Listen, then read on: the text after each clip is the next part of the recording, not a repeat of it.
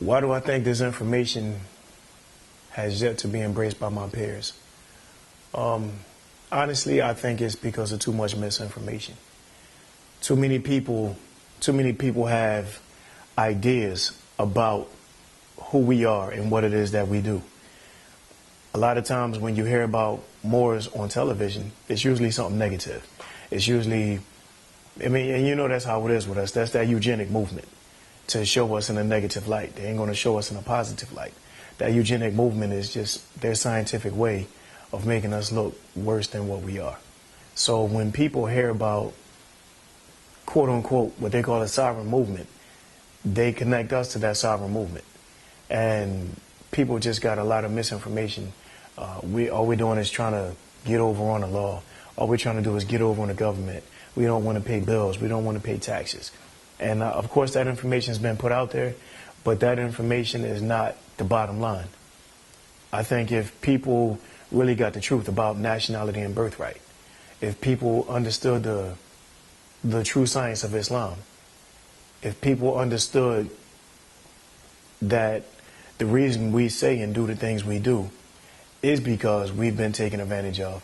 The same thing that they say that we're trying to do, take advantage of the system, we've been being taken advantage of, walked on and stomped on for years.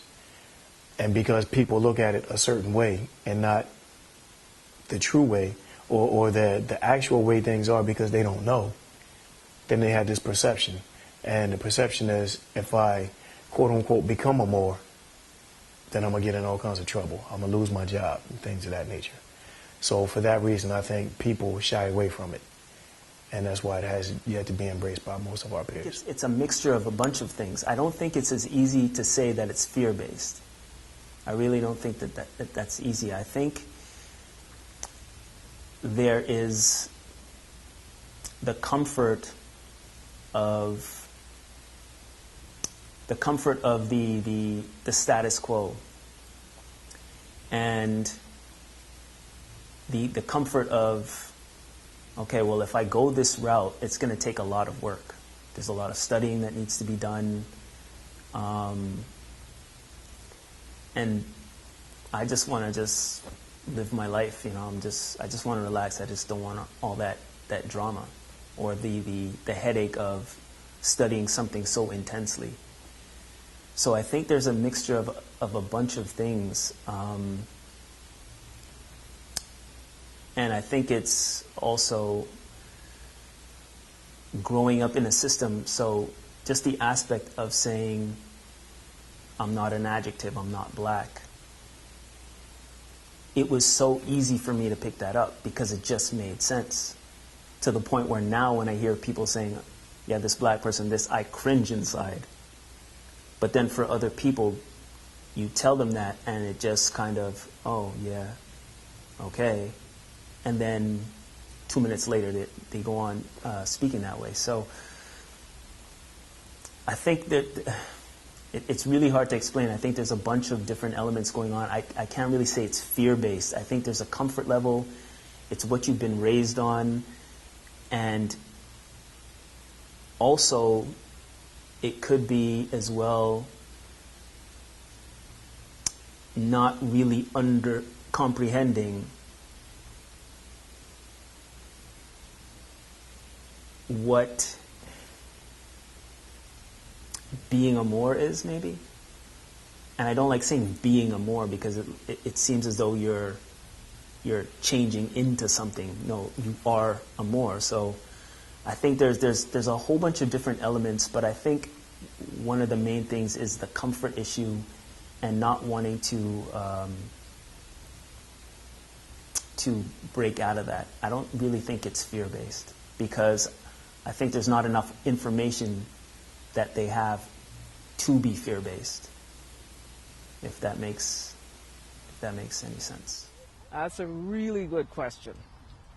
And from experience, I guess I can tell you, when we say peers, I'm assuming we're talking about people that you associate with on a day-to-day basis. I've just recently retired, but before that I was working. And, you know, I think one of the reasons is that people are kind of complacent.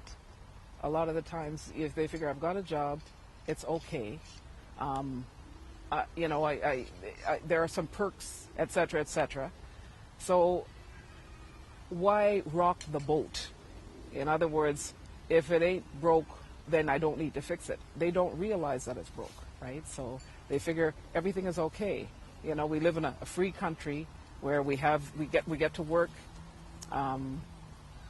We're treated pretty well by society as a whole.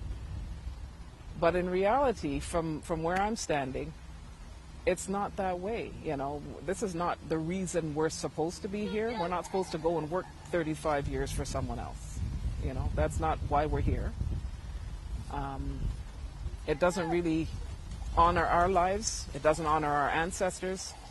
And I think, honestly, I think that we're supposed to be doing something a whole lot better and a whole lot more with our lives for the time that we have here.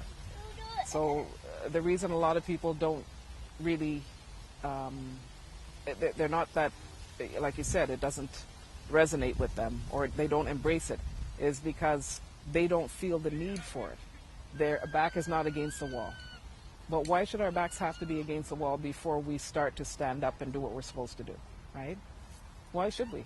Well, there has not been, this Moorish movement was established in 1913. You're looking at about 104 years ago. There's been several dynamics. Drew Ali said, in order to change people, must change their literature. Unfortunately, there have not been that much production of literature. We were talking about those that came before us, where we can go to Barnes and Nobles or B. Dalton's or any other bookstore to purchase, you know, books and pamphlets written on Moorish history, culture, philosophy. It just has not been done. There has not been the distribution. The newspaper called the Moorish Guide that Drew Ali established, you know, is no longer in publication. It was only in publication for a few years. So that was because of COINTELPRO. It's one of the factors where the Moorish Science Temple was infiltrated through the operations of COINTELPRO. So you have that dynamics have taken place. So there has not been, you know, as I see it, a great deal of public dispensation of literature and just public being out there in the public, in the mainstream. So therefore, it hasn't taken root to the point where it is known in the mainstream. Though we have the social media, but we're talking about mainstream. I feel that a lot of my peers, and I talk to a lot of folks, are very fearful from the negative things that they've heard. They've heard that, you know, being a Moor is a church, a religion. It's not for real. All that Moor stuff when it gets you locked up. I said, but, you know, did you study anything? Did you read anything? You're going by hearsay. You have to find out things for yourself. And that's where my life has been. Find out things for yourself. And ask questions. And the questions I ask, the answers don't a lot of times come from a person. I'm led to answers. You know, because sometimes I call folks up and they, you know, they're busy but I'm just led to information, and I know that for a fact that this is true. And I still run and tell the folks. I tell them, they're looking at me like, okay, it's all right, and I'm fine with it. When did I realize that this information was the truth? To be perfectly honest with you, it was at my very first class. It was initially, I'm trying to remember who went first. I'm thinking Abdullah Iltali Mosi Bey spoke first, and then Taj Tariq Bey spoke after him. Abdullah talked about the origin of the word nigger and the distortion of the word of the snake, not the word, but the distortion of the image of a snake. And as Abdullah was talking more and more about the distortion of the snake and how connotatively it points to something negative or deceitful or an ill-willed individual, he talked about the actual reverence of the snake and how important the snake was in our culture and how it was a symbol of wisdom and intelligence. And I'm like, wait a minute. Like, I just came from Mexico. and there's snakes everywhere, and how they embrace the snake, and you got statues of snakes' hair and pictures of snakes' hair and all of this other stuff, and it was just making so much sense to me. But when Ty spoke about quote unquote the black man versus the Moor, and when I heard him going into the scientific breakdown of why we're not black, it just resonated with me, bro. It made so much sense that at that moment I knew that I would not ever call myself, you, or the next person black ever again. Especially being one who studied quote unquote black history long before I even knew about Moorish science.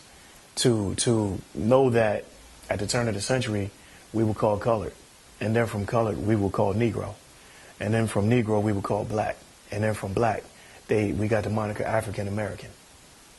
It wasn't hard for me to grasp on what they were saying, and then when he opened up the dictionary and just showed the etymological background of the word black and how it didn't go back before a certain year, you know, it was ironic, man, that he was saying all of this, and I had read all of the stuff that I studied and read before, you know, with all of these different monikers we were given. It just made too much sense, and it was no way that I could look at it, read it, and understand it, and move away from it. So that was my introduction, and that was when I knew what I was hearing was the truth, and I just fully embraced it. When did I realize that this information was the truth? Was there a time or incident? Yeah, exactly when what I answered a few questions back. When you asked me, when was I introduced to it? With my cousin, Kudro Adrael, Grand Sheik of Canaan Temple, Subordinate Temple number 5. When he brought that info to me, that's when it was easy. I studied for like a year or more, just reading DVDs, whatever. There was classes, and I never went to one class. So the first class wasn't even a class. The first thing I went to was our first annual Juali Day. And that's when I met other Moors and seeing what was going on. And from then, we started having other classes, but it was just, for me, things like, I don't got to read a book to know something's true.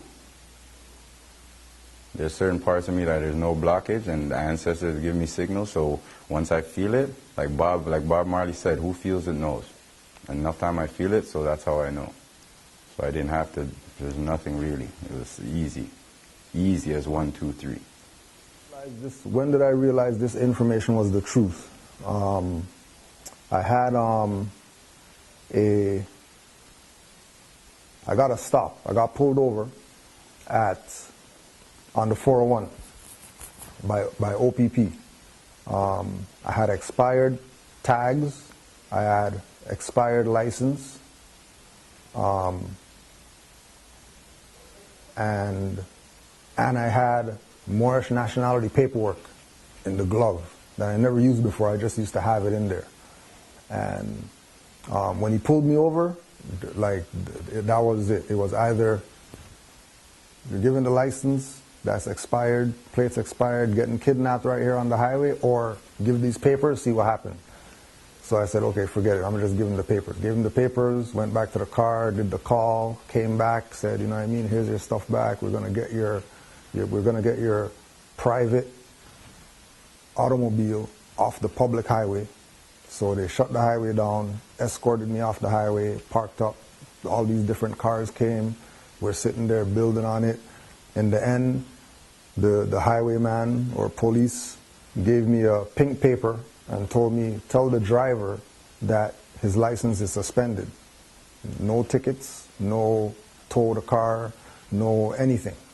They also told me that the municipal police are not as lenient as they are. So make sure I'm very careful with exercising what I exercise with them, with the local Roman soldiers. But I think that was one of the highlights for me that made me realize that, yeah, this is real. I think one of the moments was when I got my fez and I actually put it on for the first time. there was an indescribable feeling. There was like, it was a feeling of newness, a feeling of familiarity, a feeling of exaltedness, a feeling of embarrassment, but embarrassment more so of the attention that you'd get for wearing it, not really, nothing really, if you want to say negative. All these different things mixed up in one. And I remember, because I got it, and I never really, I received it in the mail, and I never really wore it until I had to take my passport picture. And then I remember putting it on and walking down the street with it for the first time to the passport office to get my pictures taken. And all these feelings were running through me, but for some reason, it felt like I was walking taller and upright. And I'm walking past people, and they're looking at me, and there's, in Nuremberg, there's a lot of Turkish people, so Turkish people were watching me, and, and I went, got my pictures taken, and I remember walking into the passport place, and the woman looked at me, and, took the pictures, and then coming back to my apartment, I remember a policy enforcer, a police officer, stopped somebody on the road, and they were talking, and their eyes just got big when I walked past, and I didn't look directly in the direction of the officer, but like I saw him following me with his eyes, and so that was a really special moment. And truth be told, every single time I wear my fez, there's a calmness that comes over me, and I feel like it's supposed to be there. When did I realize that this information was the truth? I don't know if I could say that there was a defining moment. I feel fortunate that, like I said, I grew up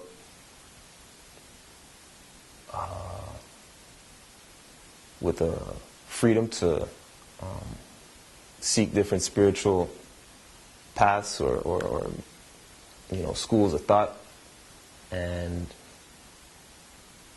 so the information always resonated with me. Like I said, from 2008, starting to look up Noble Drew Ali, and everything from there. I mean,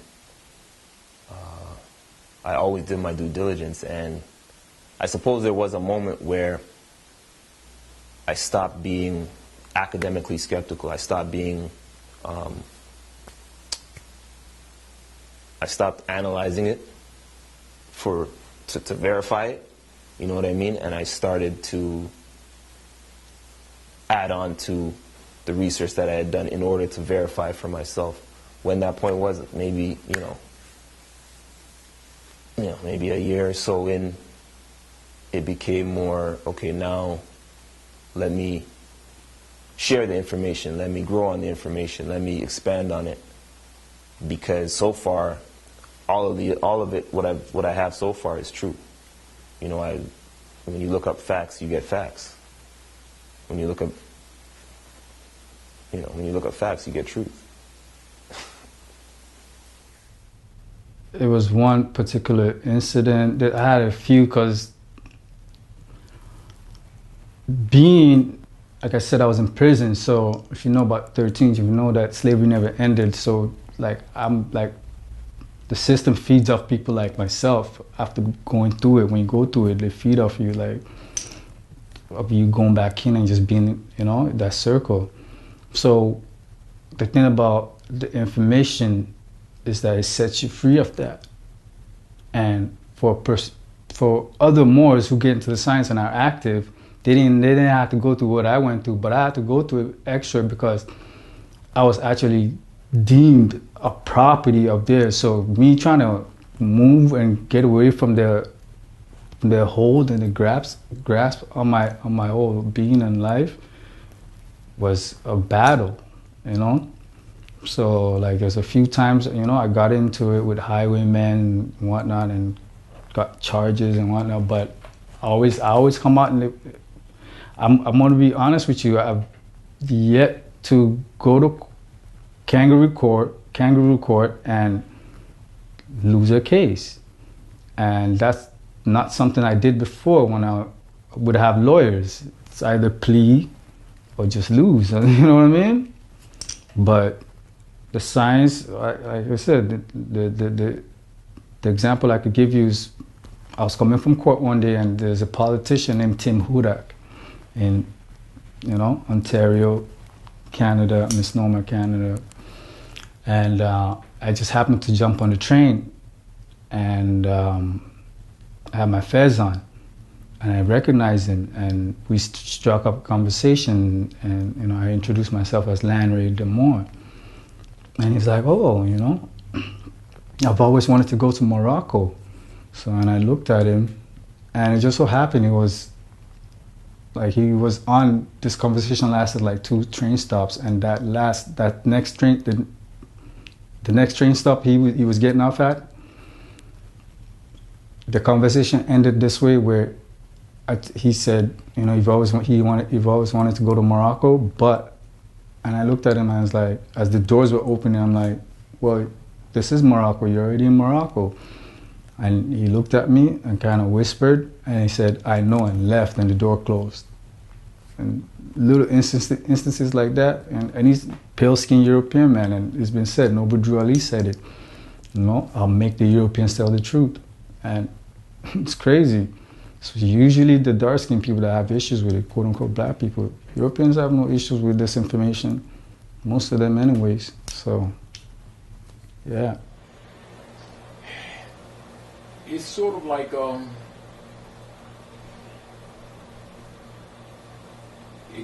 it's kind of not like coming to a realization. It's almost like, in some ways, the Moorish movement almost felt like home platform. Almost like it gave me the platform of who I was inside. It's kind of like, I think it was more of a surprise in a kind of a sense, a surprise sense of satisfaction. You know, like when you grow up and you have certain thoughts or certain feelings that you hide or suppress, and then you get in an atmosphere that you feel that they're freed. That's sort of like how I felt. So it's almost like coming home. So it wasn't, in my feeling, an awakening, in so much it was simply a door opening to something that I already knew. Do you understand? Inside. And was able to let out other things that I didn't necessarily talk loosely about, so that people would think you were out to lunch type stuff. You understand what I'm saying? When did I realize this information was the truth? I've always known that it's the truth. I just wasn't always able to articulate what the problem was. You know what I mean? We were brought up being black and proud. So even then we knew something wasn't quite right, right? When you look at everyone else, they don't go by a color, they go by a nationality. But we keep going by these different colors and by these different labels, etc. So in a way, I'd always known that it wasn't quite right. But there was an epiphany once. I remember we were having classes back around 2011, when we were having the classes on Bathurst, and there'd be chairs for people to sit on. And one of the things that was always kind of reiterated was the fact that the Prophet said, if you don't do anything else, declare your nationality. And I'd been coming to class for a while then, but I kept wondering what's so important about declaring your nationality. And something told me to get up off the chairs and to go sit down on the floor in the back. So I did that. And it's almost as though there was a grounding effect in sitting down on the floor. And all of a sudden it was like an aha moment, an epiphany, where declaring your nationality is important. It's imperative, actually. From the time I declared my nationality, things have changed in my life for the better, 100%. You think differently, you act differently, you do differently, you do better, you want better. Not just for yourself, but for your family and for your nation. It's a whole different thing, you just don't, it changes you. So I've always known things weren't right. I've always from the time I started understanding and going to classes, I always knew that this was the truth and that these were the things we were supposed to be doing. But it was that day that one piece of the puzzle became crystal clear. Again, that Friday night, Friday afternoon, 1993 in October, Taj, came into the barbershop, Jimmy's Barbershop at Camden, New Jersey. And so though I was introduced to it a year prior to meeting Taj, but it wasn't, Taj really brought it home at the barbershop. And of course, at my attending the class that evening, it gave me more clarity. Taj would, at that time, he spent a lot of time in talking about the obverse and reverse on the back of the Federal Reserve note, and that really clicked for me. And I've taught that to thousands of people. I pulled out a Federal Reserve note hundreds, countless of times in teaching that lesson. So that's when it really hit home for me. When I first heard it, I said, we were told we were Moors and what we are Moors about and why we are home. We didn't come from Africa, even though my family tree is really, really mixed up, that we were always here. That's when I felt it, like I said, when I was turned off and said, oh no, well, tried to turn me off and say, we're not Moors. I said, how could we already be here? And now you're telling me we wasn't here, and now we're not. I knew it was my knowing self. I call it my knowing self. Knew that what I heard was the truth, and I had to, take it further. What do I have to say to my peers and the generation that follows them? When it comes to Moorish nationality, this is actually a right that we have at birth. So this is not something that would just put you on something just because. Like, this is actually something that's yours, right? We know that we've been conditioned to think that we're black, Africans, whatever it is. The reality is that nationality is the order of the day. And if you check the record, every single individual on the planet has a nationality. So for people who are my peers that know me, that we used to do whatever together, we came up out of that into the know thyself together, you know what I mean? Came out of that into other things together, you know what I mean? You should recognize that, it's me. I'm the same dude so if I'm trying to put you onto something and it's beneficial, you should, consider it. And for the young ones who are coming up behind, don't let anybody tell you that you're an adjective or you're a continent. Everybody on the planet has a nationality. So if you're true and sincere about who you are and knowing who you are, then you would consider nationality, birthrights, UN declarations of rights, and things relative to securing your rights, because the time is going to come when people are really not going to have any, and there's not going to be anywhere that they can get these rights from.